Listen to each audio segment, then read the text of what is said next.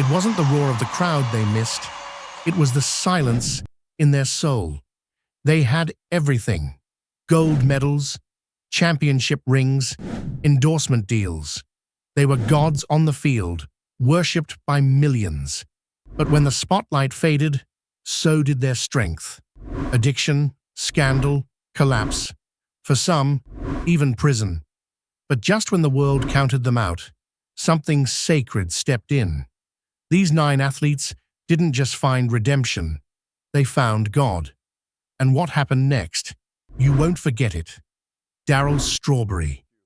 He was one of the most feared sluggers in baseball, an 8-time All-Star with a swing that could silence stadiums. I think what happened is it's the womanizing more than anything that gets you in all of this trouble. Because you ain't just out there chasing the drugs, you're chasing the women and the drugs. Darrell Strawberry had it all: fame, wealth, and World Series rings. But behind the home runs was a man spiraling. Drug addiction wrapped around him like chains. Cocaine, alcohol, arrests, suspension, even cancer. At one point, he was living in his car, his body failing, his spirit broken. But in the darkest stretch, Darrell didn't find a quick fix. He found a Bible, a voice, a whisper that told him he was still worth saving. And he listened. He turned his life over to Christ, walked away from the fame, and began preaching instead of playing. Today, he runs a Christian recovery center, reaching addicts and outcasts because he was one of them. His bat once shattered records. Now, his voice shatters strongholds. Josh Hamilton. Josh Hamilton was a phenom, a #1 MLB draft pick with a swing touched by destiny. But his gift came with a curse. Injuries sidelined him early, and what followed was a descent few saw coming.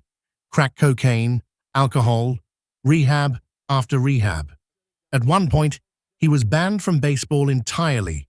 His marriage collapsed, his life unraveled. He pawned his World Series ring just to survive. But on a quiet day, alone and trembling in a rehab room, Josh cried out, not to the league, not to a coach, but to Jesus. That moment didn't fix everything overnight, but it planted a seed, and over time, God rebuilt him. I'd been disobedient on the whole tobacco issue. God takes it away. He gives you strength to move forward through it. You don't think about it, and I hadn't really thought about it since I said, all right, Lord, I get it. He returned to baseball and didn't just play, he dominated. An MVP award, a home run derby for the ages. Redemption, not just on the field, but in his heart. Today, Josh speaks openly about the one who saved him. Not a trainer, not a team, but the God who met him in the ruins. Marion Jones. She was the golden girl of track and field. 3 gold medals, world records, and the adoration of millions. Marion Jones was fast, unstoppable, until the truth caught up. Steroid use, lies under oath, public disgrace. She was sentenced to 6 months in federal prison. Her medals were stripped, her name erased from history books. For the world, her fall was complete. First woman to win 5 track and field medals in a single Olympics. And people want to know, do you feel you could have achieved that without the drug? 1,000%. And that's what makes it very hard. I was blessed with just an enormous amount of talent, but knowing that it didn't need to happen the way that it did. But in the stillness of a prison cell, Marion didn't just face consequences, she faced herself. And that's where God met her. There were no cameras, no fans, just a broken woman, a worn-out Bible, and grace she never knew she needed. She surrendered, not to shame, but to salvation. When she walked out of prison, she didn't try to rebuild her fame. She rebuilt her faith. Marion began speaking in churches and schools, telling young people about choices, truth, and redemption. She found a purpose far greater than medals. She found mercy. And that changed everything. Tyson. He was a monster in the ring, undisputed heavyweight champion, youngest to ever do it. Mike Tyson struck fear into opponents before the first bell. But outside the ropes, he was unraveling. Prison, bankruptcy, addiction, scandal. Tyson once said he hated himself more than the world ever could. Fame had fed him, then devoured him. But rock bottom has a strange way of clearing the noise. And in the aftermath, Mike didn't just find sobriety, he found something deeper. A man once known for violence began to study scripture. He wept in interviews. He spoke of God, humbling him, reshaping him. He began to pray, to question, to seek.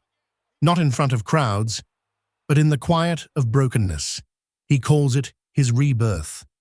And though his theology may still be a work in progress, one thing is clear. The man who once lived like a god now leans on the real one. He's not perfect, but he's not who he was. Ray Lewis, he was the heart of the Baltimore Ravens, an unstoppable linebacker with a fire in his eyes and fury in his tackles. But in 2000, everything changed. A fight outside a nightclub. 2 men stabbed. Ray Lewis charged with murder. The headlines were ruthless. The fans turned. His future evaporated in a flash. Though the murder charges were dropped, the world saw a villain. But behind closed doors, Ray began asking deeper questions. Who was he without football? What was left when the lights went dark? In that darkness, he opened a Bible. He started leading team prayers, quoting scripture. Not for the cameras, but because something inside had shifted. The courtroom nearly ended him, but it also humbled him. He says it forced him to find God, and that changed the rest of his life. Ray went on to win a Super Bowl, retire as a legend, and speak boldly about his faith. His greatest tackle? The man he used to be. Brian Head Welch. He wasn't a pro athlete in the traditional sense, but Brian Head Welch, guitarist of the band Korn, impacted a generation that included locker rooms, training camps, and UFC fighters who called his music their fuel. At the height of fame, Brian had everything: sold-out arenas, platinum records, a global fan base. But behind the scenes, he was drowning in addiction, meth, alcohol, depression. He was a father. Barely. The turning point came one morning, hungover, broken, and holding his daughter. He cried out to a God he didn't yet know. And somehow, God answered. Brian left Korn, cold turkey. He chose Christ over the stage, and it cost him money, fame, friends. But he says it saved his soul. Years later, he returned to music, but this time with a mission.